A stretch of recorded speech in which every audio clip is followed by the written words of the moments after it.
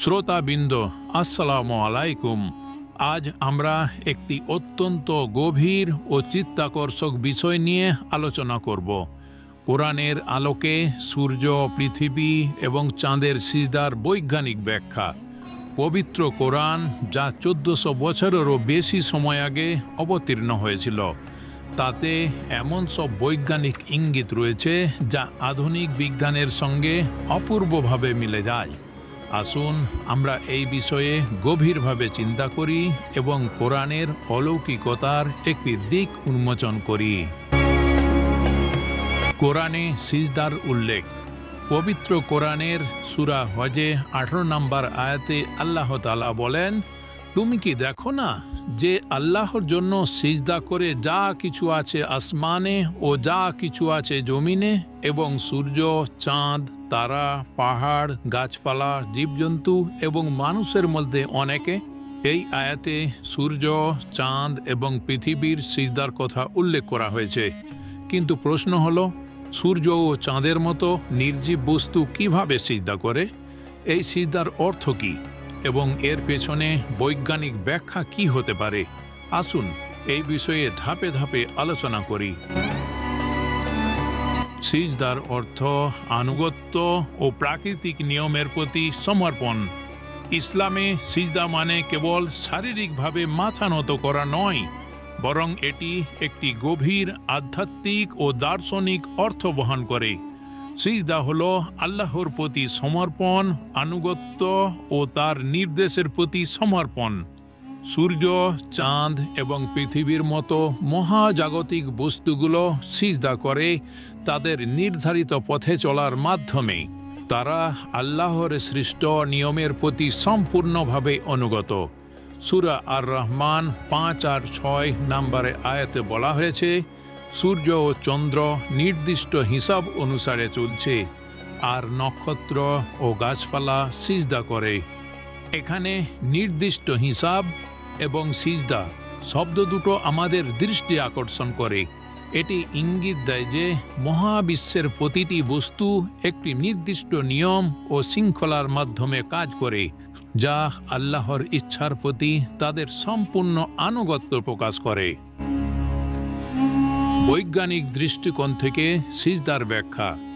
আধুনিক বিজ্ঞান আমাদের দেখিয়েছে যে মহাবিশ্ব একটি অত্যন্ত সুনির্দিষ্ট ও সুকর্ণিত ব্যবস্থার মধ্যে পরিচালিত হচ্ছে। সূর্য, চাঁদ এবং পৃথিবী তাদের নির্দিষ্ট কক্ষপথে ঘুরছে, যা মহাকর্ষ গতিবিদ্যা এবং অন্যান্য প্রাকৃতিক নিয়ম দ্বারা নিয়ন্ত্রিত। এই নিয়মগুলো এতটাই নিখুঁত যে একটি সামান্য বিচ্যুতিও পুরো মহাবিশ্বের ভারসাম্য নষ্ট করে দিতে পারে। আসুন এই বিষয়টি বিস্তারিতভাবে দেখি। সূর্যের সিজদা। কোরআনের সূরা ইয়াসিনের 38 নম্বর আয়াতে বলা হয়েছে, আর সূর্য তার নির্দিষ্ট গন্তব্যের দিকে চলেছে। এটি পরাক্রমশালী সর্বজ্ঞের নির্ধারণ। আধুনিক জ্যোতির্বিজ্ঞান আমাদের জানায় যে সূর্য আমাদের ছায়াপথ মিল্কি ওয়ের কেন্দ্রের চারপাশে প্রতি সেকেন্ডে প্রায় 220 কিলোমিটার গতিতে ঘুরছে। এটি একটি নির্দিষ্ট কক্ষপথে চলছে, যা প্রায় 225 থেকে 250 মিলিয়ন বছরে একবার পূর্ণ হয়। এই গতি ও কক্ষপথ এতটাই নিখুঁত যে সূর্য কখনো এর থেকে বিচ্যুত হয় না।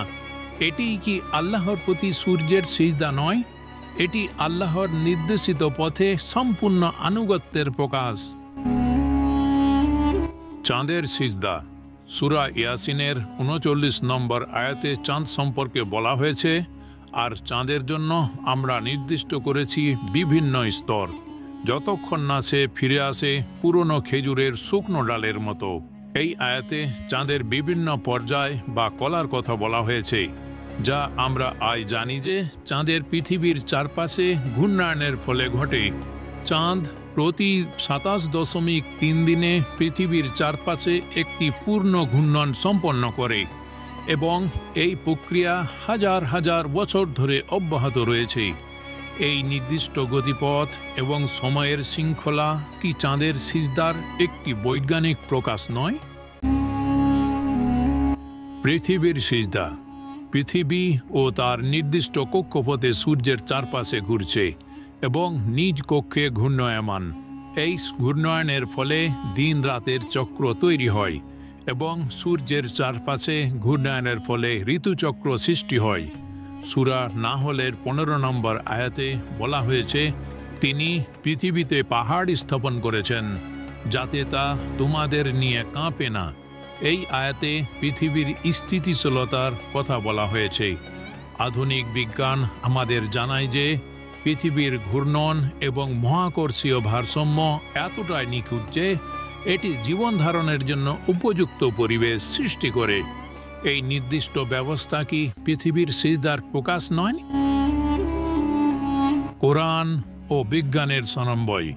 শ্রোতাবৃন্দ, কোরআন এমন একটি গ্রন্থ যা বিজ্ঞানের সঙ্গে কখনো সাংঘর্ষিক নয়, বরং এটি বিজ্ঞানকে আরও গভীরভাবে বোঝার জন্য আমাদের উৎসাহিত করে।